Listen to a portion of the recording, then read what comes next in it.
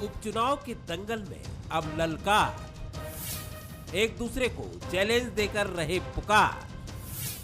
चुनावी दंगल में बयानों से बदलेगा मन। 30 अक्टूबर को जनता किस पर दबाएगी बटन। मध्य प्रदेश में 4 सीटों पर उपचुनाव का प्रचार चैलेंज मोड पर आ गया है। कहने का मतलब यह है कि बयानबाजी, आरोप प्रत्यारोप से भी एक कदम आगे प्रचार निकल गया है। 20 अक्टूबर को रैगांव में सीएम शिवराज प्रत्याशी के लिए वोट मांगते दिखे, तो खंडवा लोकसभा में बागली और पंधाना में कमलनाथ बीजेपी पर बरसते दिखे। यहां एक ने हिसाब मांगा तो दूसरे ने बहस करने का चैलेंज दे दिया। आज कमलनाथ तुम्हें जवाब देना होगा। संबल में ये योजना बनाई मैंने। कमलनाथ 15 महीने के लिए तुम आ गए और तुमने मेरे बच्चों की फीस भरवाने का पैसा देना बंद कर दिया। आज मीडिया के सामने मैं कमलनाथ जी से ये जवाब मांगता हूं, तुमने मेरे बच्चों की फीस भरवाना क्यों बंद किया?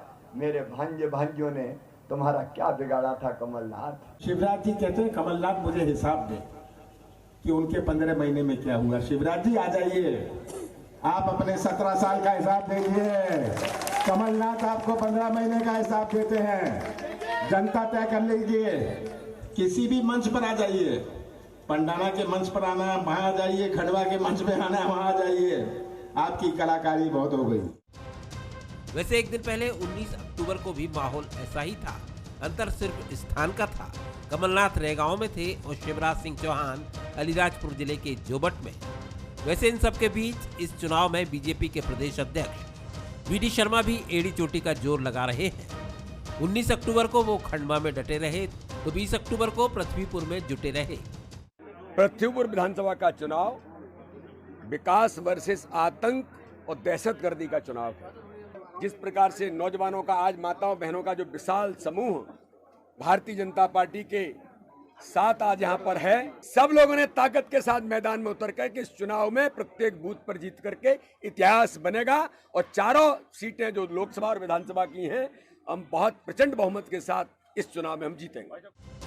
उपचुनाव में दिग्गज एक दूसरे के गढ़ समझे जाने वाले संसदीय इलाकों में तो जोर आजमाइश कर रहे हैं, लेकिन यहाँ ध्यान देने वाली बात यह भी है कि इस उपचुनाव में प्रत्याशी से ज्यादा पार्टी के बड़े चेहरे हावी हैं।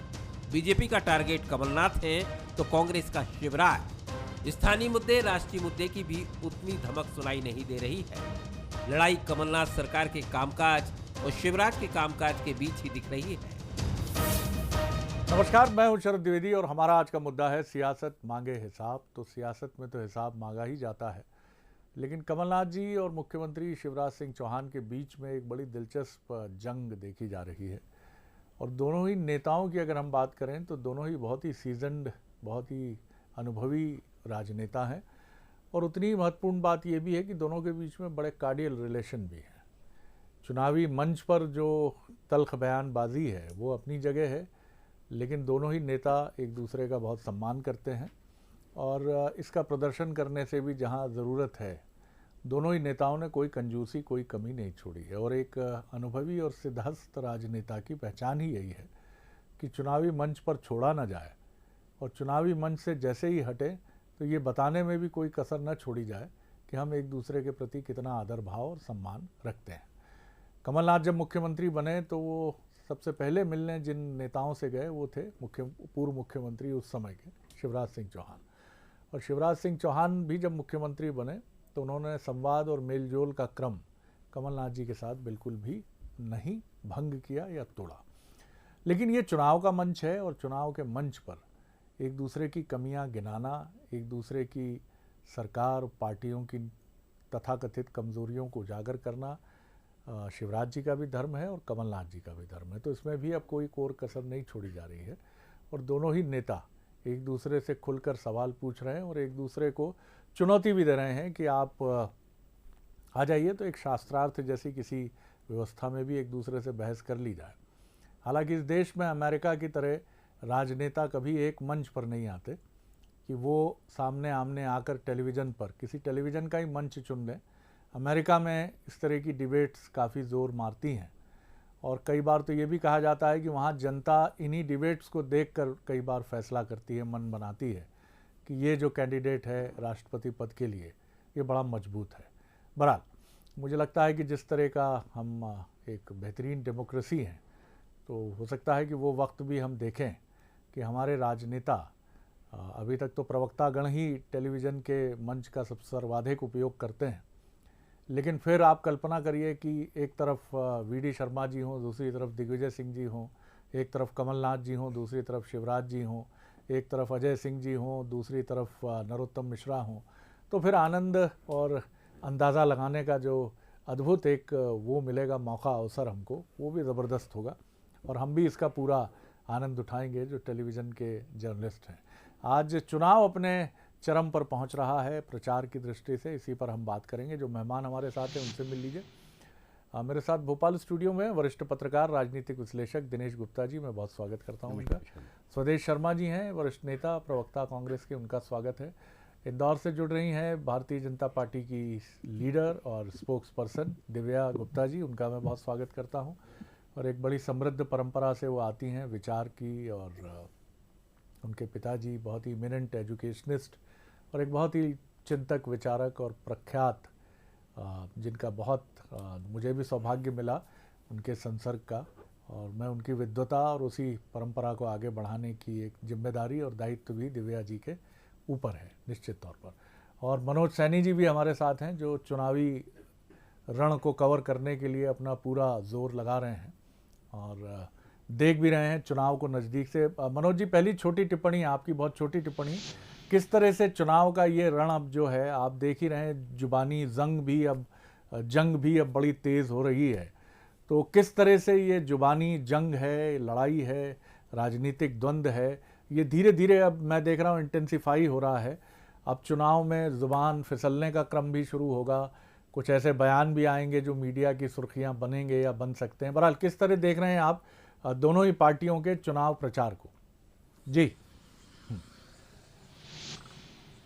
देखिए शरद जी, एक तो खास बात यह है कि चुनाव शिवराज वर्सेस कमलनाथ की तरफ जा चला है, क्योंकि जिस तरह के बयान दोनों ही मंच पर अलग अलग दिखाई दे रहे हैं अपने अपने मंचों से, वो इस बात को जाहिर कर रहा है। दूसरा ये है कि वी.डी. शर्मा जी की निशाने पर भी लगातार कमलनाथ है, यानी एक तरफ कमलनाथ है और दूसरी तरफ वी.डी. शर्मा और शिवराज सिंह चौहान है।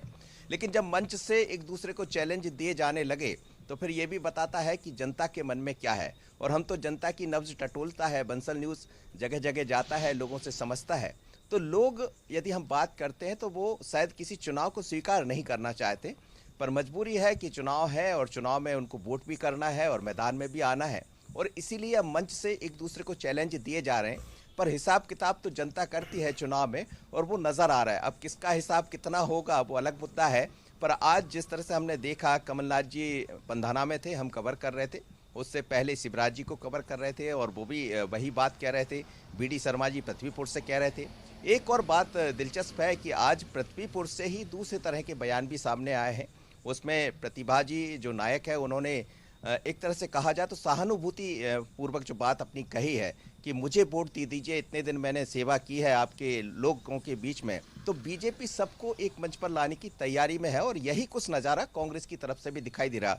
गोपाल भार्गव ने भी बड़ी दिलचस्प बात कही है, उन्होंने कहा कि मैं ब्राह्मण हूँ और एक ब्राह्मण आपसे याचक बनकर कह रहा है कि वोट दीजिए, तो समझ सकते हैं कि जनता किसी भी तरह के चुनाव को देखना नहीं चाहती थी। पर अब चुनाव है तो चुनाव को लेकर अपने अपने तरीके से लोग अपनी बातें रख रहे हैं, पर मतदाता मौन है, और जब मतदाता मौन होता है तो चुनाव दिलचस्प दिखाई देता है, और ये बयान उस तरफ इशारा कर रहे हैं। सर जी, चलिए, बहुत शुक्रिया मनोज, आप दिन भर की जिम्मेदारी के बाद थोड़े विश्राम का भी समय है, बहुत शुक्रिया आपका। दिनेश जी, एक छोटी टिप्पणी आपकी। जी देखिए शरद जी, कोई भी चुनाव हो, उपचुनाव हो, तो चुनावी मंच पर जनता की बात होती है, चाहे आप उपलब्धि के तौर पर करें या असफलता के तौर पर।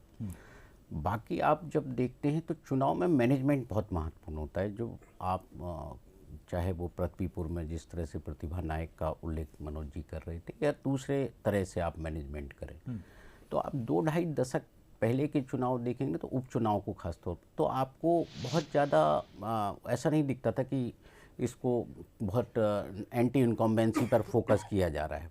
लेकिन जब से उपचुनाव में भी एंटी इनकम्बेंसी का आकलन किया जाने लगा है तो सत्ताधारी दल थोड़ा सा खौफ में होता है, और वो कोशिश करता है कि वो किसी तरह से ये चुनाव जीत जाए, तो उस पर एक एंटी इनकम्बेंसी का लेवल चस्पा ना हो। तो ये जो लगातार स्थितियां हम देख रहे हैं कि सरकार एकदम वहाँ एक्टिव है, और जो चुनाव है, ये उपचुनाव जिसको हम जो 4 जगह हो रहा है, वो एक तरह से हम देख रहे हैं कि वो चुनाव कोरोना के कारण जिन लोगों का निधन हुआ है उससे जो स्थान रिक्त हुए हैं, तो जनता चाहे ना चाहे अनचाहे ये चुनाव हैं, ये अल्टीमेटली उन्हें उपचुनाव में जाना तो पड़ेगा। लेकिन ये मार्च 20 की स्थितियों के बाद जो 28 सीटों पर उपचुनाव हुए, तो उससे बेहद अलग हैं ये चुनाव। बिल्कुल। और इन उपचुनावों में जो है, आप ना तो हम बहुत ज़्यादा सहानुभूति वाले कोई उम्मीदवार हैं, क्योंकि एक आप पृथ्वीपुर का छोड़ दीजिए तो ऐसा कोई नहीं है जो निधन के कारण टिकट मिला हो जी। और जो भी स्थितियां हैं वो बेसिकली मुझे लगता है रणनीतिक ज़्यादा है, और मैनेजमेंट को लेकर बहुत ज़्यादा ये चुनाव फोकस है। बिल्कुल, ये बात ठीक कही आपने। दिव्या जी, मैं आपकी तरफ आ रहा हूँ, फिर उसके बाद स्वदेश जी की तरफ आऊँगा। आप चुनाव अपनी बिल्कुल अब कहना चाहिए कि चुनाव और दिवाली, पिछली बार भी कुछ ऐसा ही मंज़र था और इस बार भी वही मंज़र है। लेकिन चुनाव जीतने की भी एक बाध्यता राजनीतिक दलों पर है। आप किस तरह देखती हैं कि जिस तरह ये चुनाव अब आगे बढ़ चला है, शिवराज जी का अपना ख़ास अंदाज़ है, भांजे भांजी, एक इमोशनल अपील, लोगों से कनेक्ट करने का उनका जो ख़ास अंदाज़ है, और दूसरी तरफ कमलनाथ जी हैं जो बहुत नपातुला बोलते हैं, कोई इस तरह की चीज़, उनका जो शिवराज जी का अंदाज़ है उससे एकदम डाइवर्स उनका अंदाज़ है, और ये होता भी है, राजनीति है। लेकिन आप बीजेपी की क्या स्ट्रेंथ देखती हैं कि चुनाव प्रचार के शबाब पर पहुंचने के साथ ही भारतीय जनता पार्टी अगर ये दावा खम ठोक कर रही है कि चारों सीटों पर वो अनुकूल नतीजे लाएगी, तो इसकी वजह क्या देखती हैं आप? शरद जी, सबसे पहले आपको बहुत धन्यवाद देना चाहूंगी।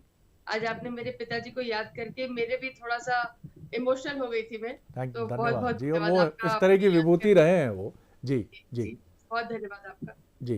तो अब आते हैं पार्टी के मुद्दे पर। तो आपने बहुत अच्छा एक प्रश्न करा है, क्योंकि ये एक डिफरेंस है दोनों पार्टीज के बीच में। ये डिफरेंस है दोनों नेताओं के बीच में, शीर्ष नेताओं के बीच में। एक नेता आसूदा बैकग्राउंड से आते हैं, जो बहुत संभ्रांत परिवार के हैं, संभ्रांत स्कूलों में पढ़े हुए हैं, संभ्रांत मित्र थे उनके, तो उस तरह के एक वातावरण में से आते हैं। और एक है जमीनी कार्यकर्ता, जो सब्जी मंडी में आलू के बोरे अगर खड़े हो तो उसके ऊपर भी खड़ा होकर भाषण दे सकते हैं। तो वो जो एक डिफरेंस है जमीन का और एक हवाई जहाज का, वो डिफरेंस आज भी मौजूद है, और वो डिफरेंस आज भी तासीर में देखा जा सकता है। और उसके कारण जो आपने बात कही कि कनेक्ट, जो एक 1 to 1 man to man connect जिसको हम बोलते हैं, वो कनेक्ट बहुत गजब है शिवराज जी में। और इसका बहुत उनको एक प्लस पॉइंट एवरेज जिसको बोला जाए, वो उससे स्टेप अहेड चलते हैं।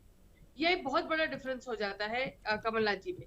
दूसरी बड़ी बात यह है कि एक अग्रेसिव अप्रोच, जिसे कहते हैं ना, लास्ट ओवर बचे, T20 के लास्ट 2 ओवर जो होते हैं, वो जो ओवर होते हैं उसमें आप मैक्सिमम बैटिंग आपको करनी है। ये वो 2 ओवर है, और इस समय आप मैक्सिमम धुआंधार बल्लेबाजी के मूड है। दोनों नेताओं को इस तरह से करना पड़ रहा है। लेकिन जो भारतीय जनता पार्टी का जो एक कैडर बेस्ड जो एक अप्रोच रहती है, हर नेता उस चुनाव में जो झोंका हुआ होता है अपने आप को, वो ये समझता है कि कार्यकर्ता से लेकर नेता से लेकर ये मेरा चुनाव है, इसे मुझे अपने लेवल पर लड़ना है। कमलनाथ जी आएंगे, वो आदेश निर्देश देंगे और फिर उसके बाद माहौल गरमाएगा, ऐसा नहीं है। कार्यकर्ता अपना काम सुबह दरी बिछाने से लेकर, झंडा उठाने से लेकर, नारे लगाने से लेकर, मंच की तैयारी से लेकर, जो एक उत्साह रहता है उसमें, वो डिफरेंस है भारतीय जनता पार्टी में और कांग्रेस में। ये बात से बिल्कुल सहमति जताई जा सकती है कि बीजेपी चुनाव को एक पर्सनल, हर कार्यकर्ता के एक व्यक्तिगत रण में बदलने में माहिर होती है, और यही उसका मैकेनिज्म है कि वो व्यक्तिगत प्रतिष्ठा से कार्यकर्ता की जोड़ देती है चुनाव को, कि ये आपका चुनाव है। और यही वजह है कि बीजेपी में कार्यकर्ता जो है, आपको वो ऐसा लगता है जैसे कुछ अदृश्य आँख उसकी निगरानी कर रही है, और वो अदृश्य आँख उसी की होती है कि वो कब उठेगा, कब जाएगा, कब पहुंचेगा। कांग्रेस का कल्चर मुख्तलिफ है, दोनों ही पार्टियों की रीति नीति भिन्न है। स्वदेश जी, आपसे भी वही सवाल है संक्षेप में कि आपकी ताकत आप क्या देखते हैं? दोनों ही पार्टियों के प्रमुख सेनापति शिवराज जी, कमलनाथ जी मंच पर भी एक दूसरे को ललकार रहे हैं। अभी ये ललकार हुंकार में बदलेगी, फिर चिंगाड़ में बदलेगी, और फिर बिल्कुल अब रणभेरी तो क्या कब की बच चुकी है, अब तो बिल्कुल एकदम टकराहट है। किस तरह देखते हैं आप, और क्या ताकत है कांग्रेस की? आपका भी अगर दावा होगा ही, अनुकूल नतीजों को लेकर। जी देखिए शरद जी, ये जो उपचुनाव हुए हैं निश्चित रूप से ये सरकार की बहुत बड़ी विफलता साबित होती है इस बात से कि 4 उपचुनाव हो गए, 3 विधानसभा और 1 लोकसभा। मध्य प्रदेश ने कोरोना के कुप्रबंधन के चलते 2-2.5 लोगों की जान गई है और इलाज के अभाव में गई है। इसी में 3 विधायक और 1 सांसद की मौत भी हुई है। ये चुनाव इस बात को ताकीद करते हैं कि सरकार का कुप्रबंधन रहा, इसीलिए सरकार में इलाज विलाज, ऑक्सीजन महंगी दवाइयाँ, रेमडेसिविर इंजेक्शन, इन सबका बड़ा टोटा रहा और लोगों ने अपनी जानें गंवाई हैं। जिस तरह से दमोह में उपचुनाव में सरकार को मुँह की खानी पड़ी और 40 साल की इनकी परंपरागत सीट इन्हें हार नहीं पड़ी और कांग्रेस ने 20,000 से उसको जीता। इन 4 चुनावों में इसी तरह की तस्वीर सामने आ रही है। बने नादान बने अनजान बैठे हैं, एक पत्रकार की लाइनें हैं 2, बने अनजान बने नादान बैठे हैं, वतन को घर की खेती मान बैठे हैं, जिसे चाहे खरीदें और बेचेंगे। ये अराजक लोग खोलकर दुकान बैठे हैं। इनके पास प्रत्याशी नहीं थे। भारतीय जनता पार्टी ने पृथ्वीपुर से, मैं समाजवादी पार्टी से प्रत्याशी लिया, और जोबेट की बात करें तो कांग्रेस से प्रत्याशी लिया। जिस पार्टी के पास प्रत्याशी भी पूरे ना हो, कैसे कह सकती है वो पार्टी के हम विश्व की सबसे बड़ी मिसकॉल वाली पार्टी है। कांग्रेस का जो प्रबंधन है, जो प्रचार प्रसार है, आज ये स्थिति है जहां कमलनाथ जी जाते हैं कारवां बन जाता है, भीड़ के अपरंपार हो जाती है भीड़। आपने देखा होगा पृथ्वीपुर में, मीडिया ने भी दिखाया कि इतनी भीड़ थी कि पूरी पृथ्वीपुर में लोगों के पैर रखने की जगह नहीं थी। और वहीं शिवराज साहब विकास के नाम पर वोट मांगते हैं खंडवा में और बैठ के बात करते हैं, बगल में बैठे होते हैं देवेंद्र वर्मा जी, भारतीय जनता पार्टी के विधायक, और उस समय उन्हीं का एक अनुचर खड़ा होकर बात करता है कि यहाँ का भाजपा विधायक, भाजपा सांसद, भाजपा की सरकार प्रदेश में, भाजपा की सरकार देश में, और सांसद और महापौर सब भाजपा के, बावजूद इसके खंडवा को बाईपास नहीं मिल सका, मां नर्मदा का जल नहीं मिल सका, और वो देवेंद्र वर्मा साहब ताली बजाते ही वीडियो सब जगह वायरल हुआ है। तो विकास के नाम पर वोट मांगे, हमें तो कहीं से कहीं तक दिखाई नहीं देता कि भारतीय जनता पार्टी एक भी सीट पर जीतने की स्थिति में है। दिनेश जी, मेरा सवाल थोड़ा भिन्न है। दोनों ही पार्टियों के अपने दावे हैं और वो दावे रहेंगे भी, रहने भी चाहिए। लेकिन मेरा सवाल ये है कि चुनाव जीतने की ये जो बाध्यता है, ये क्या आपको नहीं लगता कि ये हमारे लोकतंत्र के लिए भी एक चुनौती बनती चली जा रही है? एक चुनाव तो है जो 5 साला चुनाव है, जो पक्ष और विपक्ष का फैसला करता है, यानी सत्ताधारी दल आप होंगे, आप विपक्ष की जिम्मेदारी संभालेंगे। बीच बीच में ये जो बाई इलेक्शंस आते हैं, हमारा भी उसमें योगदान होता है। हम भी कह देते हैं सत्ता का सेमीफाइनल। अब हर इस तरह के 4-5 चुनाव साहब सत्ता का सेमीफाइनल हो जाते हैं, और सत्ता पक्ष और विपक्ष भी ऐसा जोर लगाते हैं जैसे 5 साला चुनाव है। जैसा अभी मनोज कह रहे थे, जनता तैयार नहीं होती 5 साला चुनाव के अलावा जल्दी, जब तक कि कोई बहुत बड़ी ऐसी बाध्यता नहीं है। ऐसे में आपको लगता है कि राजनीतिक दलों को भी चुनाव नाम की इस व्यवस्था में मशीनरी पूरी लग जाती है, सब तमाम चीज़ें लगती हैं, गेयरअप होती हैं, धन का अलग अलग बात होती है कुछ। हमें क्या आपको लगता है कि एक सही समय है कि हमको सोचा जाना चाहिए कि बाई इलेक्शंस नाम की ये व्यवस्था कैसे हम आगे भी अगर कुछ बढ़ा सकते हैं क्या? नहीं, देखिए शरद जी, यदि हम कोई भी इलेक्शन बाई इलेक्शन को आगे बढ़ाएंगे तो हम डेमोक्रेसी से कंप्रोमाइज करेंगे। बाध्यता तो है ही नहीं, संवैधानिक बाध्यता हमारे देश की यही खूबसूरती है। डेमोक्रेसी इसीलिए डेमोक्रेसी है वो। और चुनाव में यदि चुनौती जो है ना हो तो फिर उसको आप चुनाव नहीं मानेंगे, क्योंकि चुनौती जो होना चाहिए सकारात्मक तौर पर कि हमें जनता के लिए सर्व करना है। आप कर किसके लिए रहे हैं डेमोक्रेसी में? आप दावे करते हैं, आरोप प्रत्यारोप करते हैं, लेकिन नेट रिजल्ट क्या होता है कि आपके पास बहुत सारे ऐसे अनसुलझे मुद्दे होते हैं जो 5 साल के चुनाव के बाद भी आप केवल वादे के तौर पर हमको दिखाई देते हैं, और इसी को एंटी इनकम्बेंसी में कन्वर्ट होता है। जब आपने परफॉर्म नहीं किया है तो निश्चित तौर पर जनता किसी दूसरे राजनीतिक दल के उम्मीदवार को चुनती है। आप ऐसा हम देखते हैं ना, अलग अलग विधानसभा क्षेत्रों में होता है, लेकिन हमारे यहाँ जिस तरह का जो है विधानसभाओं का स्वरूप है या लोकसभाओं का, तो बहुमत के आधार पर सरकार बनती है, क्योंकि हमने दल बदल कानून के जरिए वो संभावनाएं तो लगभग ख़त्म ही कर दी है कि कोई जो है लोग अपनी एक सरकार खुद बना सके। जनता ने यदि कोई मैंडेट दिया है ऐसे स्वतंत्र रूप से लोग एक अच्छी सरकार बना सके, वो तो है नहीं। तो जो जितने भी मुद्दे होते हैं वो मुद्दे होते जनता के हैं, लेकिन वो सरकारें जब आती हैं तो वो जनता के हित में कम काम करती हुई दिखाई देती हैं। इसलिए उनकी चुनौतियाँ उपचुनाव हो या आम चुनाव हो बहुत कठिन हो जाती हैं। जी दिव्या जी, आप किस तरह देखती हैं? आपने जो बातें की शिवराज जी को लेकर कि ग्राउंडेड पॉलिटिशियन हैं, बहुत कनेक्टेड पॉलिटिशियन है, इससे इनकार बिल्कुल भी नहीं है, क्योंकि वो इस मिजाज के राजनेता हैं जो जनता से सीधे जुड़ना पसंद करते हैं, और उनकी जनसभाओं में भी हमने देखा है कि वो इसका बहुत ध्यान भी रखते हैं कि उनका सीधा संवाद हो। वो कोशिश करते हैं कि जनता के मन तक पहुँचे। चैलेंजेस हैं, लेकिन कठिन चैलेंजेस हैं। 2018 से ही चैलेंजेस हैं, बीजेपी के सामने भी, कांग्रेस के सामने भी। एक तो पहले जनमत कांग्रेस के पास गया, फिर बीजेपी के पास आया, और उसके बाद 28 सीटों का उपचुनाव, और अब ये 4 सीटों का उपचुनाव। हमें ऐसा लग रहा है, खुद मीडिया से जुड़े हुए हम लोगों को ऐसा लग रहा है कि हम 2018 से अब तक चुनाव ही देख रहे हैं।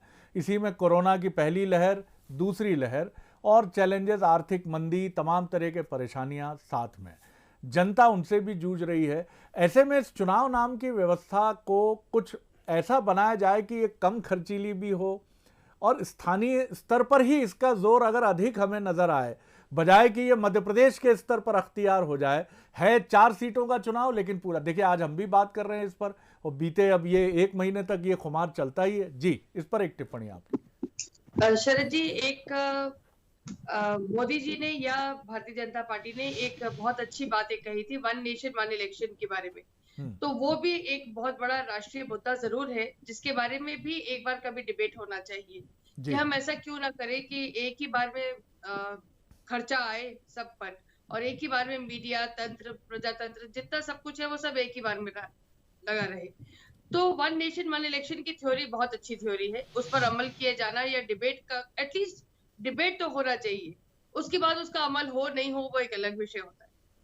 जहां तक मैं समझती हूँ कि चुनाव को, उपचुनाव को हाइप देना, इतनी हाइट देना, क्या शरद जी आपसे प्रश्न कर रही हूँ बहुत विनम्रता के साथ, क्या उसमें मीडिया का भी एक बहुत बड़ा रोल नहीं होता है? बिल्कुल कि हम उसको बहुत सारा एक हाइप क्रिएट कर देते हैं। अगर वो हाइप ना क्रिएट हो, उसके बारे में इतना हम डिबेट, मुद्दा ना बनाए, तो हो सकता है कि इतना प्रेस्टीज पॉइंट भी ना बन जाए।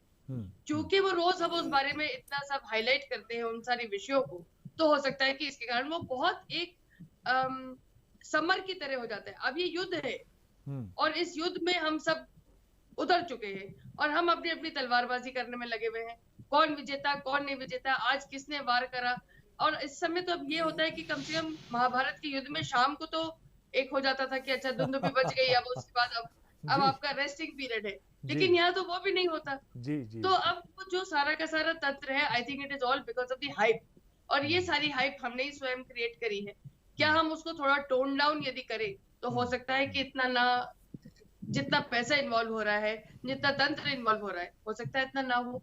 बिल्कुल, ये मुझे लगता है एक आपने बड़ा सवाल, ज़रूर एक अलग फलक का सवाल ये है, लेकिन ये बिल्कुल ठीक बात है कि क्या बाय इलेक्शंस को इतनी हाइप दी जानी चाहिए मीडिया के माध्यम से भी और पॉलिटिशियन की तरफ से भी, क्योंकि जनता का नज़रिया तो हमने देखा है, जनता का कोई बहुत अधिक उत्साह इन चुनावों को लेकर झलकता हो, माफ़ कीजिएगा, ऐसा नज़र नहीं आता है।